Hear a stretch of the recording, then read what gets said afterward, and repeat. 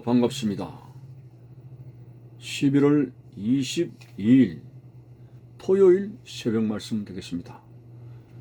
성경 말씀은 누가복음 11장 4절입니다. 우리가 우리에게 죄 지은 모든 사람을 용서하오니 우리 죄도 사하여 주셨고 우리를 시험에 들게 하지 마시옵고 없어서 하라. 아멘.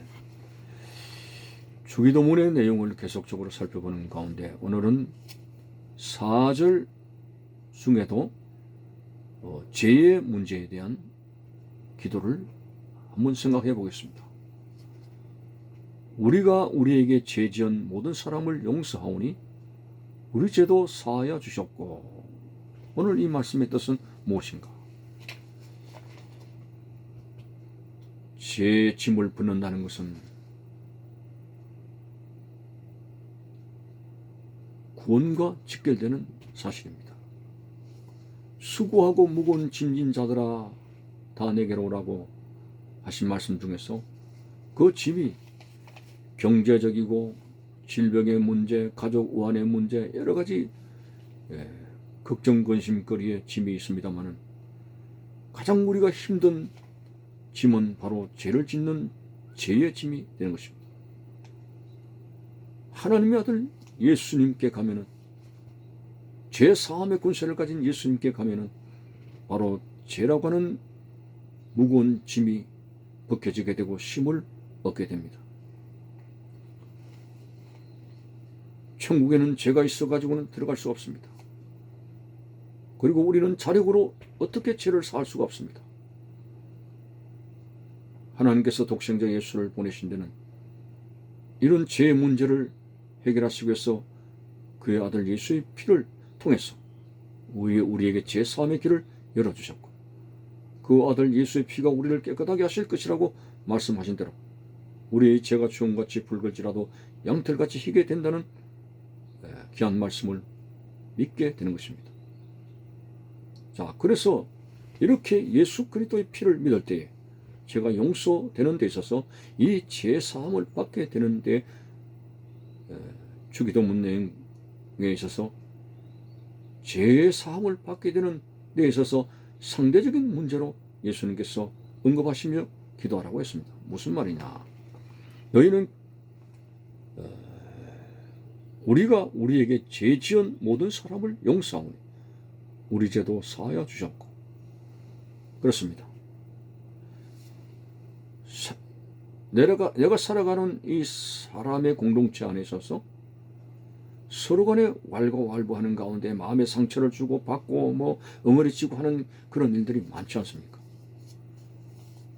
그런데 누군가의 나에게 상처를 주고 물질의 손해를 주게 되고 고통을 주고 병을 주는 사람이 있다고 가정하여 봅시다. 내 눈에 흙이 들어가도 저 녀석은 내가 용서할 수 없어. 저 사람하고는 절대로 상종 안 할 거야. 이런 마음을 그리스도인이 가지고 있다고 생각한다면 오늘 이게 바로 큰 문제가 됩니다. 제사함의 원리 가운데 이 주기도문의 내용은 너희들이 주님으로부터 제사함을 받으려면 너희들도 형제지 간에 공동체 간에 사랑관계 속에서 엉그러진 것을 먼저 풀으라고 하는 거예요. 비록 나에게 삶의 고통을 주고 아픔을 주고 괴로움을 줬지만은 그가 화해를 요청하고 미안하고 잘못했습니다 요청하면은 주님께서도 나 같은 죄인을 용서해 주셨는데 그거 생각하면서 그 사람이 용서를 빌면 잘못했다고 말하면 얼마든지 받아들이고 화해하고 엉그러진 것을 풀으라고, 그래야 내가 너희를 죄를 용서하겠다 하는 것입니다. 물론 주님은 우리의 모든 죄를 적극적으로 사하시기를 원하십니다. 그래서 천국에 모아드립니다. 그렇지만은 우리의 삶의 인간관계 속에서 그리스도인의 삶의 정신을 가리키는 것입니다. 주님께서 우리를 용서해 주신 것처럼 우리들도 사람들 관계 속에서 아무리 내가 피해와 상처를 입었다 하지만 그들이 잘못을 인정한다면 그들과 화해하고 그 사람들과의 모든 응어리를 풀어야 된다는 말씀을 듣는 것입니다. 그래서 예수님께서는 이런 비유를 하지 않았습니까? 어떤 신하가 임금에게 1만 달란트의 금 1만 달란트의 빚을 졌다고 나와 있습니다. 그래서 이제 빚을 못 갚아서 신하와 그 집이 노예로 팔려갈 판입니다. 그 신하가 액을 복걸하면서 용서해 달라고, 기회를 달라고, 기간을 달라고 뭐 그렇게 했겠죠. 임금은 마음이 아프고 불쌍해서 그만 그 많은 돈 빚을 없던 것으로 해주었습니다. 무거운 짐을 벗었습니다. 날아갈 듯한 기쁨입니다.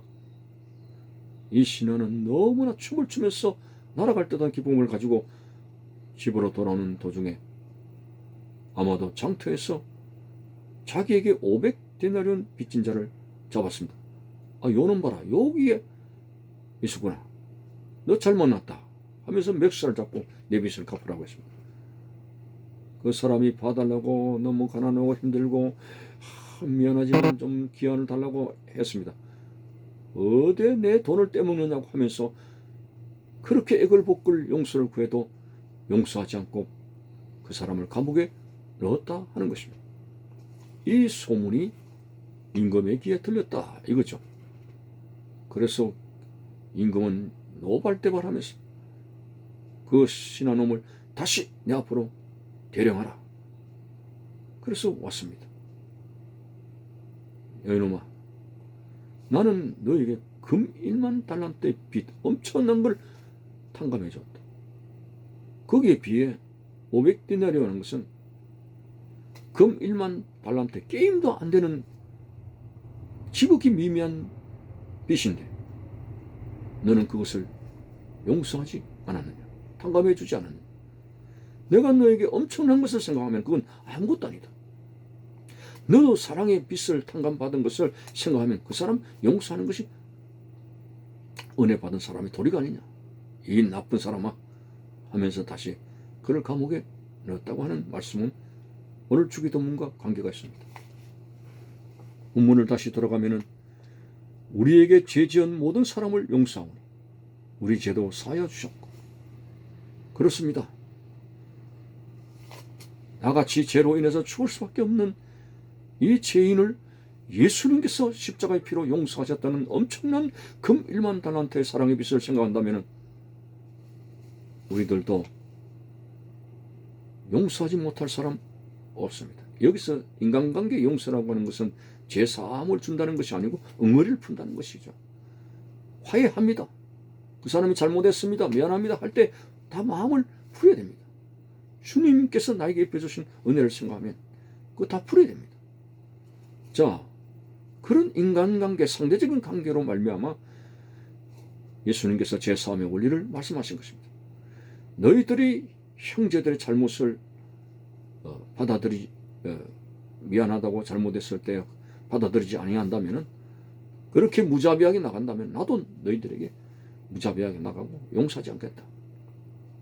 너희들이 나로부터 용서받으려면 형제지간에, 공동체간에 여러 가지 상처를 입었고 손해를 받지만은 그들의 잘못을 용서해야 될 것이다.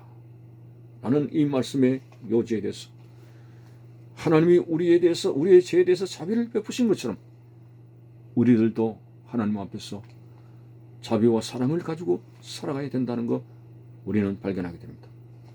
특별히 산산수원에서 화평케 하는 자는 복이 있나니 저희가 하나님의 아들이라 일컬음을 받을 것임이라는 말씀을 하지 않았습니까? 사탄 마귀는 계속적으로 하나님이 맺어주신 인간의 공동체를 분열시키고 파괴시킵니다. 고린도 교회를 보십시오. 그렇게 그 고린도 교회가 하나님의 은혜 가운데 말씀 충만했습니다만 어느 날 갑자기 우리는 바울파다, 베드로파다, 아볼로파다, 그리스도파다 막 이런 식으로 분열과 당파를 만들게 됩니다. 아무리 은혜를 갈구하는 삶의 열망이 있다 할지라도 그것이 당파를 조직하고 분열을 조직한다면 그건 사단이 역사하지 하나님이 하시는 것이 아닙니다. 오늘 화평케 하는 자, 내게 어떤 실수를 하고 압박을 가진 사람에게도 받아들일 수 있는 너그러움을 가짐으로 말미암아 화평이 된다는 것이죠. 이것은 마치 그리스도께서 십자가의 피로서 화평하게 만들어주시는 것은 우리들도 그런 삶을 살아가게 될 때 하나님의 아들이라 일컬음을 받는 것이니, 분열을 조장하는 사탄 마귀에 이용당하지 마시고 항상 나를 통해서 화합을 시키는 하나님의 역사가 나타나기를 간구하는 여러분의 생활이 될 수 있기를 바라는 것입니다. 감사합니다.